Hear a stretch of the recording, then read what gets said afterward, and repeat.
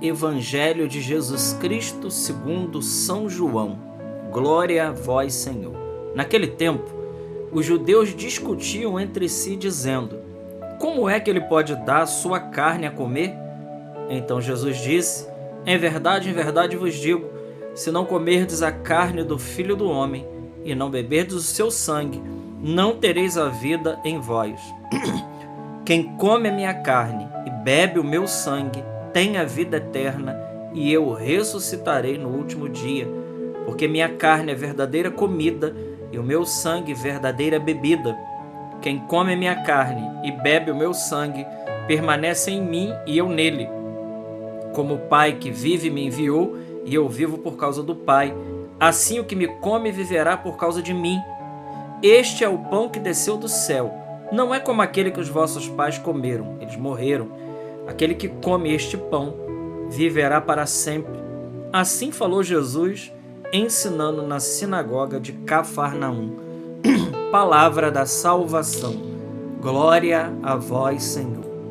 Queridos irmãos, hoje, Jesus então aqui agora, no dia 19, ele, nesses versículos que nós vamos ler aqui, Jesus arremata o discurso do pão da vida de uma maneira magistral. Eu gostaria de chamar a atenção para o versículo 54, que diz assim: quem come a minha carne e bebe o meu sangue permanece em mim e eu nele. Aliás, o 54 diz: quem come a minha carne e bebe o meu sangue tem a vida eterna e eu o ressuscitarei no último dia. Versículo 54. Por que eu quis enfatizar esse versículo? É porque eu queria trazer o verbo original do grego que fala a respeito dessa frase de Jesus: quem come a minha carne. Para que alguns pensem que isso aqui seria uma simbologia ou que Jesus estava usando algum símbolo para falar da Eucaristia, que fique bem claro isso. O verbo original, e precisamos aqui lembrar que todo o Novo Testamento ele foi originalmente escrito em grego, e o verbo grego que está no versículo 54 é trogo. Trogo, ele quer dizer exatamente isso: mastigar, dilacerar com os dentes. Isso para ficar claro para nós que Jesus ele não está usando um gênero literário para falar da Eucaristia. Não é uma parábola, não é uma epopeia, uma midraxa, alguma coisa do tipo, todos os gêneros literários que contém na Sagrada Escritura. O que Jesus está dizendo aqui, aquilo que o verbo original grego traduz, Jesus está falando de comer carne mesmo, não é símbolo. E tanto é assim que a sequência do que nós leremos amanhã é que o povo falou: essa palavra é dura demais, quem pode dar conta disso? Jesus então, ele não explicou como ele fez, por exemplo, com a parábola do joio e do trigo, como ele explicou algumas parábolas. Jesus não faz isso. Quando Jesus conta, por exemplo, a parábola do joio e do trigo, ele vai dizer lá que o campo é o mundo, que o inimigo que semeou o joio é o diabo, que os anjos são os ceifadores. Jesus então explica aquilo que ele contou para os discípulos. Aqui, nesse texto, Jesus não fica dando explicação. O que ele falou foi exatamente isso que ele falou mesmo. Tanto é que os primeiros cristãos eles eram chamados de canibais, de comedores de carne humana, porque eles comiam a carne do seu Deus. No iniciozinho do cristianismo nascente, os cristãos eles foram acusados, inclusive, disso. Isso para ficar muito claro para nós que o que Jesus estava dizendo era exatamente isso. Ele não estava falando de simbologia. Então, dito isto, nós dizemos que a Eucaristia ela não é símbolo para nós.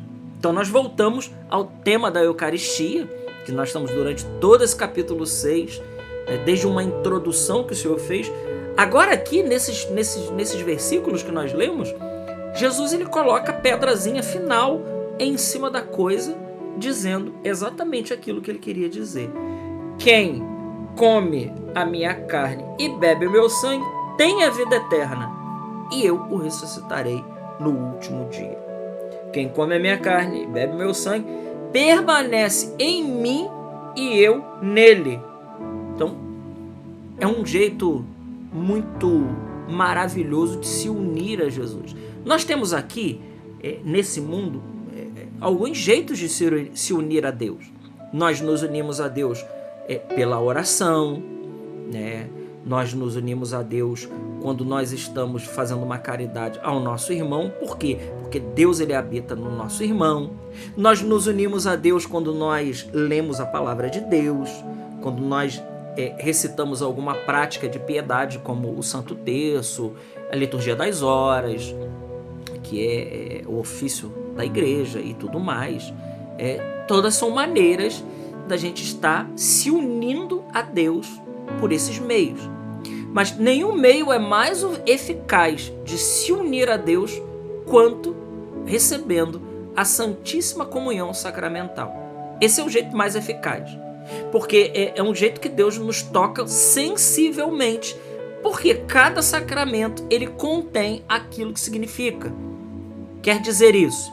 Quer dizer que quando nós recebemos o sacramento, ele está nos tocando sensivelmente a nossa vida física e espiritual.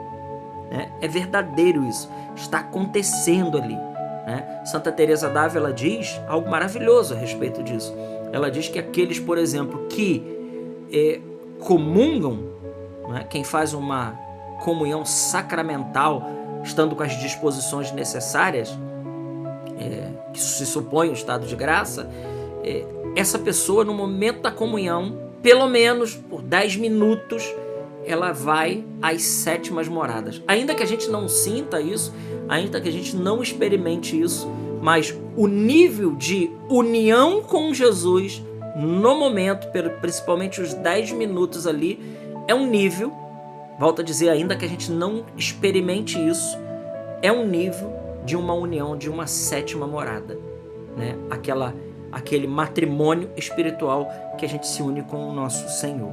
Isso é tão verdade, por exemplo, que a gente poderia dizer aqui, por exemplo, Santa Imelda. Santa Imelda era uma criança, uma jovenzinha, bem jovenzinha, eu não lembro aqui, não sei precisar quantos anos, mas jovem, e a gente sabe que é muito jovem porque esse fato aconteceu na sua primeira comunhão. Santa Imelda, ela tinha um amor tão grande por Jesus, que quando ela faz a sua primeira comunhão, ela morre literalmente ao receber a comunhão. Morreu de amor. Mas não só morreu de amor no modo poético de falar, não. Ela morreu mesmo, ela veio a óbito. Ela morreu de amor, ela recebeu a Eucaristia e o amor de Deus foi tão grande, o amor que ela já tinha por Deus, e consciente daquilo que ela estava recebendo, o amor foi tão grande, que ela simplesmente, na sua primeira comunhão, ela morreu literalmente de amor e fisicamente por Jesus. Esses são os santos, a beleza dos santos. Uma Santa Gema Galgani, por exemplo, que entrou na sétima morada na sua primeira comunhão. Quando ela faz a sua primeira comunhão, ela entra nas sétimas moradas. É plural, né? Isso aqui, depois a gente explicaria isso, mas nas sétimas moradas, como nos ensina Santa Teresa. E cada vez que Santa Gema Galgani comungava, ela entrava em êxtase. Ela recebia a comunhão, entrava em oração e ela entrava em êxtase. E por que não falar de um São José de Cupertino? São José de Cupertino, simplesmente, se ele rezasse diante de uma imagem de Nossa Senhora, ou no momento que ele estivesse celebrando a missa, especialmente no momento da consagração, o homem voava. Não é que ele levitava, ele voava literalmente. Tanto é que ele celebrava, tinha uma corda que passava na cintura de São José de Cupertino, que os frades que estavam ali ajudando ele na celebração seguravam para que ele não fosse embora. Era isso, são os santos. E veja, eu não estou contando aqui historinhas, não, eu estou dizendo de fatos reais, de pessoas extremamente apaixonadas pela Sagrada Eucaristia e que sabiam plenamente que ali era Jesus mesmo, não é símbolo, é Ele mesmo. E nós poderíamos aqui dizer tantos outros, nós poderíamos dizer aqui do patrono, né, dos coroinhas, São Tarcísio, que morreu com a Eucaristia para proteger a Eucaristia. Por quê? Porque sabia que ali era Nosso Senhor. Irmãos, como nós precisamos tomar consciência disso. Como nós precisamos amar a Jesus na Santíssima Eucaristia. Jesus, ele quer ser amado por cada um de nós, em cada comunhão. Em cada comunhão está o nosso céu ali. Peçamos ao Senhor, que Ele nos dê a graça de amarmos a Ele profundamente no sacramento do altar. Glória ao Pai, ao Filho e ao Espírito Santo, como era no princípio, agora e sempre. Amém. Salve Maria Imaculada.